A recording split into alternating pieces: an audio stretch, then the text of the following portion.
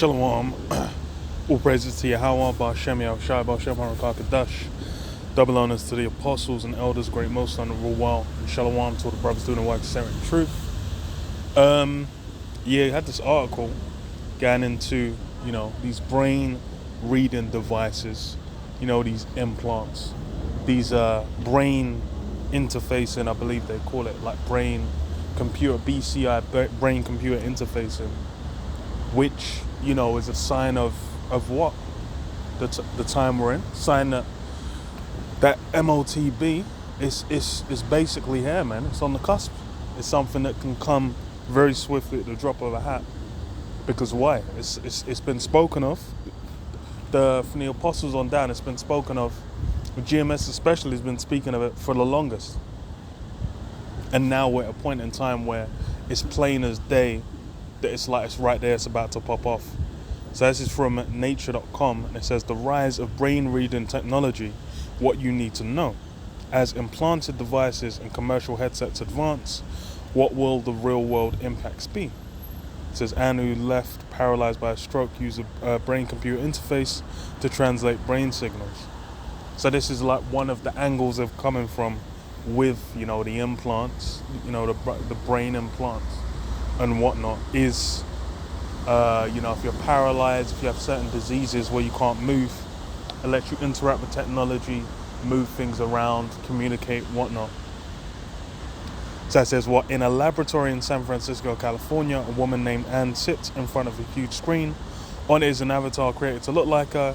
Thanks to the BCI, when Anne thinks of talking, the avatar speaks for her and in her own voice too.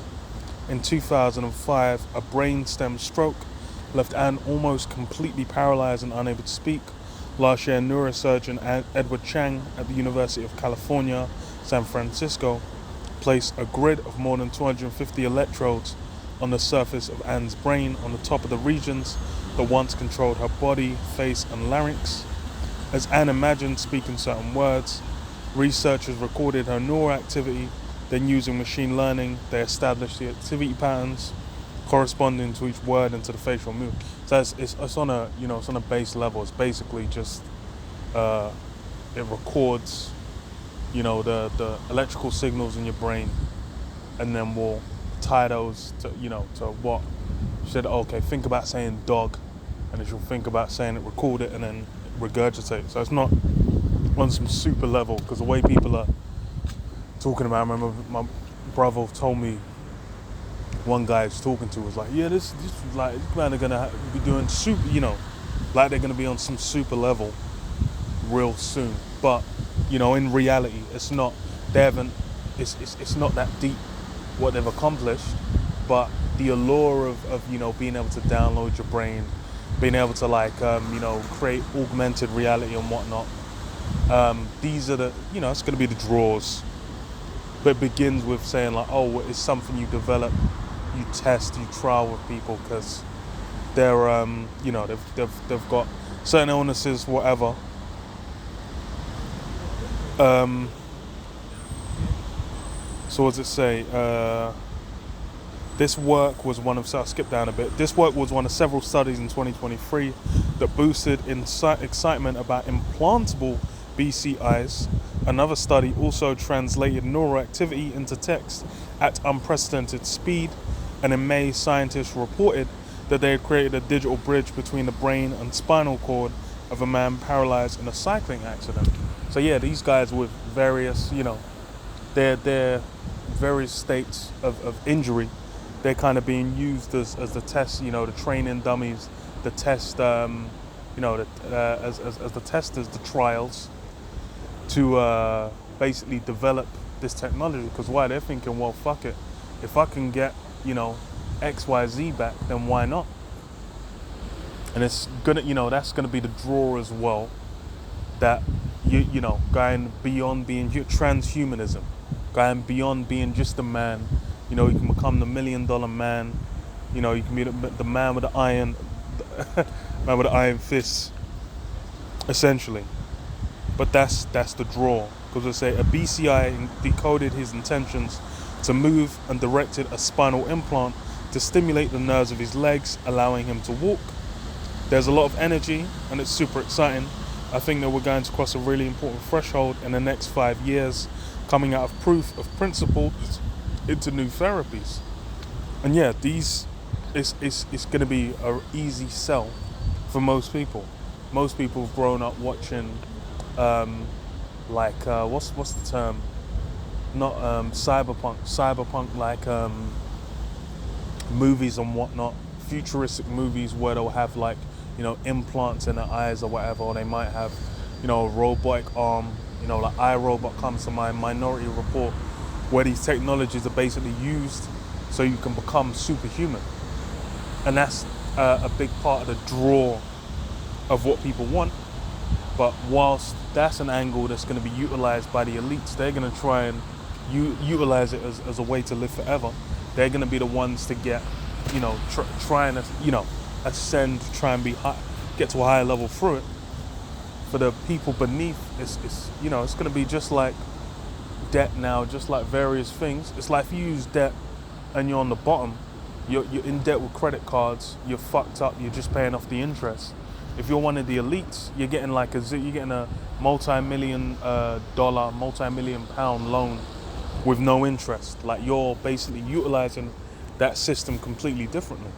And that's the same thing that's going to be with these technologies. They might sell and they might be testing it and trialing it on these men, but it's going to be what? For the Nick Rockefellers, for the, what's the guy, the Prince Phillips and whatnot, when they're up in age and they're trying to maintain their youth.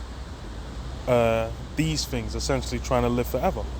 So there's companies in the field are also making strides in technology company Neuralink, founded by entrepreneur Elon Musk, invited people living with paralysis to volunteer to be the first recipients of its implantable BCI. So yeah, the trials that they've spoken about like forever ago, going down. I think it got blocked by the FDA. I think the FDA, but they essentially got the green light. So now they're pushing forward to do it.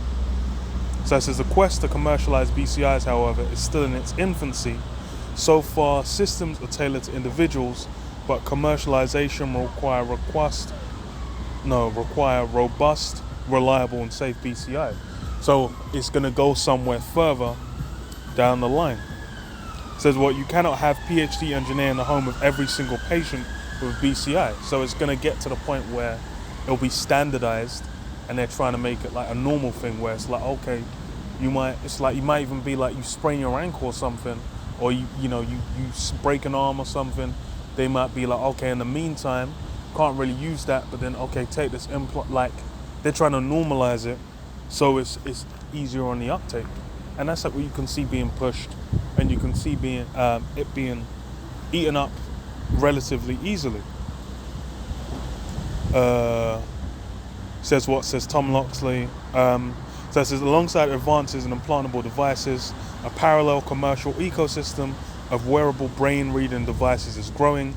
These measures users brain activity at much lower resolution than implanted devices to potentially enhance mental health, productivity, or sleep, or to transfer how people interact with computers. Yeah, and you've seen they have like those meshes they put over their head. There's people, I remember watching one of those. It was a bed. It was a bed where they had the one of those like brainwave reading things with it to basically adjust the bed as you're sleeping to like it would check your brainwaves for like where, like if you're about to wake up, if you're in deep sleep or whatnot, so it can adjust the state the bed's in whilst you're sleeping. It's like one of those super smart bed things. So this is the thing, is these technology is just being pushed as that's just going to be it going forward, and it's going to be, and like they said, it's commercialization, standardizing it across the board, which is where you get into the prophecy, because let's say Revelation 13 and 16, and he calls of all, both small and great, rich and poor, free and bond, to receive a mark in their right hand or in their foreheads. So yes, it's basically on all levels, rich and poor, small and great, whatever state you're in, you're basically going to get it. And that's the level they want to take it to, where it's he said it there. It's about commercialization, where they don't want, you ain't gonna have to deal with no doctor or whatever. They'll just make it easy, like bang, you get it, it's done. Like when people are going for their what the hell was it called, man? We're going for that jump shot. They'll just show up, skedaddle up there, slide up in there, get it and then fuck off. That's how they want people dealing with it on normalize, like how that was. They basically pushed it to where it's like, yo, everyone needs to be doing this. Social pressure on top. It said one, that no man might buy or sell, save he that the mark or the name of the beast or the number of his name. So yeah, that whole system, that new system is going to integrate with it. It will basically be you deal with the mark, or else if you're not dealing with it, then you're not going to be able to function.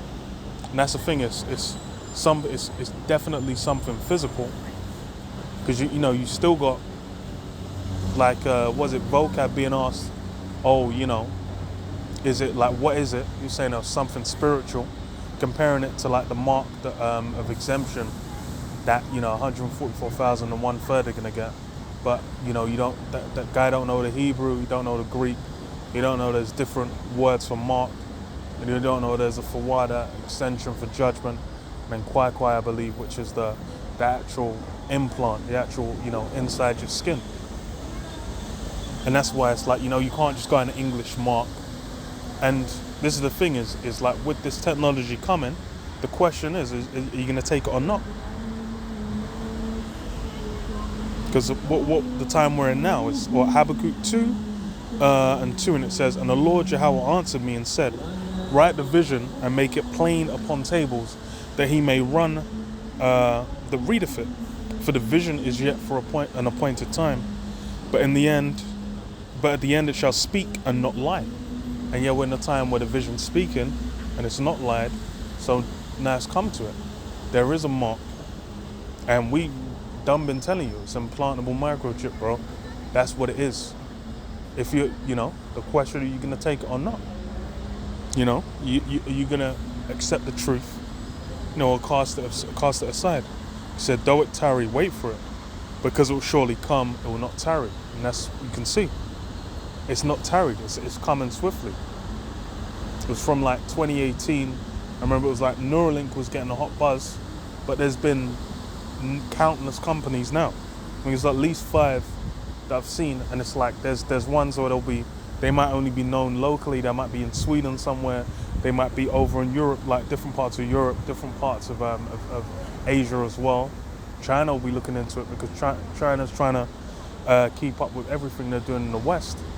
But then you might not hear of it, even though these things, these cogs, these wheels have been turning in the background. Because what does it come down to? Ezekiel 13 and 2, it says, Son of man, prophesy against the prophets of Israel, that prophesy and say thou unto them, that prophesy out of their own hearts, hear the word of the Lord Yahweh. And yeah, that's what's going on with vocab, man. This guy's talking out of his own heart. He's not dealing with what the scriptures say. Because it's plain as day. This is why it's like you need to know, go into the Greek, go into the Hebrew, to be able to actually get to the bottom of what's being said. If you're just dealing with the English, you go into the Apocrypha in what is it, Ecclesiasticus, the prologue. It goes into how you lose strength in words dealing with the English. When they translated it, it was like they were like, yo, we did the best we could do, but you lose some of it. You can't even get the fullness of it. And it's like that with there's other languages. Well, a good example just for the English is you have other languages where they'll have masculine and feminine words, or masculine and feminine terms, for the same word. So you can get a deeper layer of understanding just from that. But that's something they don't have in the English, where certain words don't have a masculine or feminine. So, the English ain't basically going to be the end point, which is why you have to take that name Jesus.